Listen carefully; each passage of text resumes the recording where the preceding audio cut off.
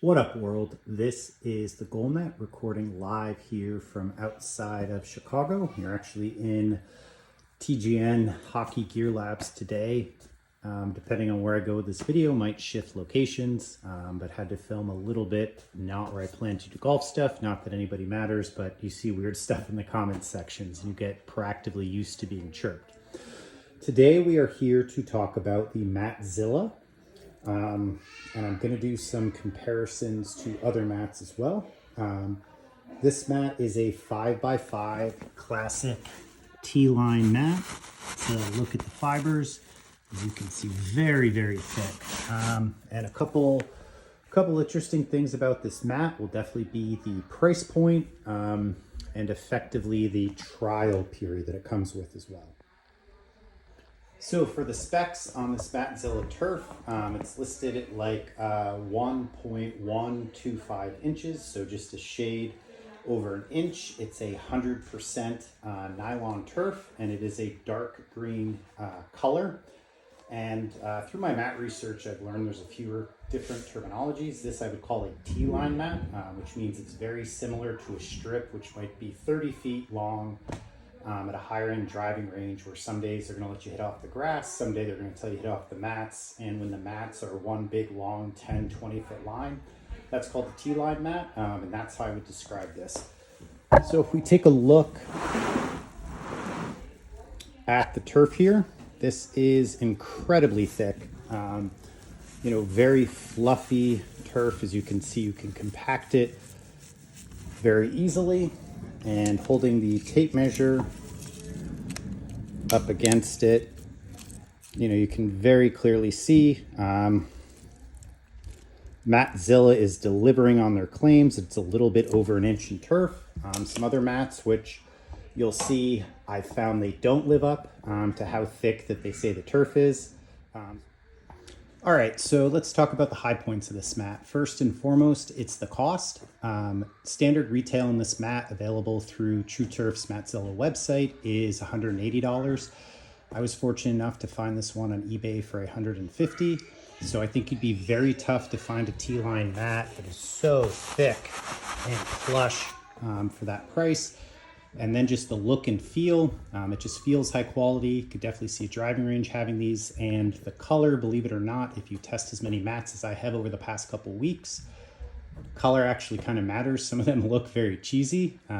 This one looks A+ top of the line. Another pro of this mat is that it is very lightweight. A lot of mats can be 30-40 pounds, which is a testament to their high quality and density. But if you are doing a hitting setup which needs to be easily taken down and moved to a corner, or portable, you might drag it out from the garage to the backyard. Might sound subtle, but this mat is very portable, rolls up super easy, so that is a huge perk as well for the Matzilla. So what are my negatives for this mat? First off, it doesn't have a pad underneath. There are other mats available for, say, the sub $200 price point, which have a mat. As with everything, you get what you pay for. I haven't seen every mat out there. I've seen a lot. I would speculate that some of the ones that might have a nice pad underneath are going to have lower quality turf on top, versus this has very thick, high quality turf on top, but no padding underneath. So you really need to decide what's most important to you in terms of it. Second thing, which might be a bit hard to show in video, but this turf is so thick. When you do a fat shot, can actually kind of grab the club, so you're going to get the goal of the negative effect, where it's going to punish you, but at the same point it grabs your clubs and feels completely unauthentic. Really hard to show on video, but just like your club, this is exaggerated, but like your club can just get stuck in the turf. You can see, it's probably not showing up on video, but like 3-4 grooves of the club. It's like hitting more out of thick, dense rough per se than it is a plush fairway. And if we do it on the ball, you can see you could almost give the balls a plugged lie. So it's sort of the catch-22. The biggest strength of this mat is the thick, fluffy turf up top. The downfall of this mat is the turf is so thick that depending on what you're looking for, it's this thick turf is going to absorb some impacts without requiring a pad underneath, depending on what you're going for in feel. But if you're trying to, work on hitting down on the ball, it's going to take too much off your shot. And so the other big negative that comes with this mat kind of coincides with the thickness as it pertains to grabbing your club is you really sink. And depending on what you're going for, you may find this too soft for a stance mat. So if you're doing the 5x5 like I did, it's not going to work out. But if you wanted a thicker mat without a backing underneath and you're doing a hitting strip, that might be a really good use for this mat. Or maybe you wanted to get something to practice hitting out of thick rough.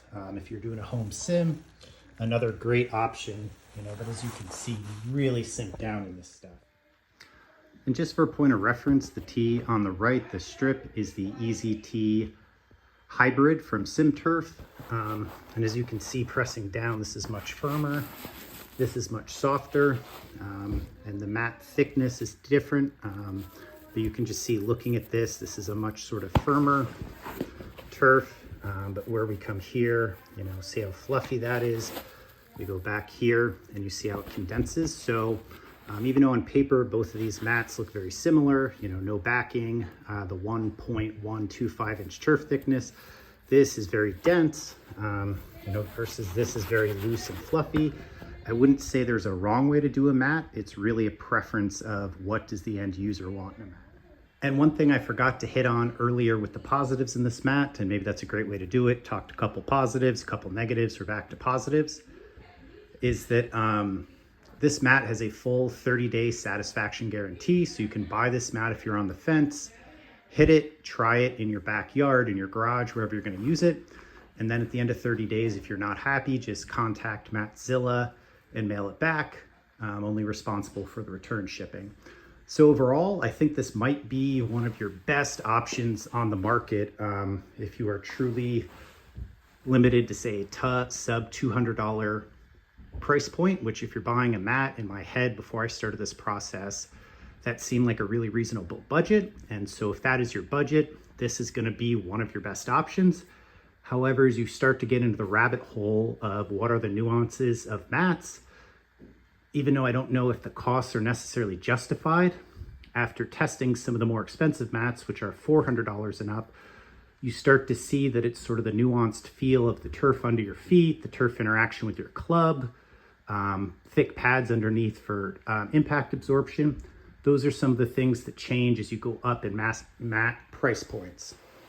So just to be clear, this isn't a bad mat. It's a dollar for dollar outstanding mat. But if you're looking for the best mat out there and you have some higher budget, I would definitely encourage you to consider spending a few more bucks. And hopefully that's just, the video makes sense here, comparing it to the Easy Tee, which for the same size mat would be about 600 bucks. So if you're interested in learning about some more golf mats that I've tried, tune back in. This is the Goal Net signing out.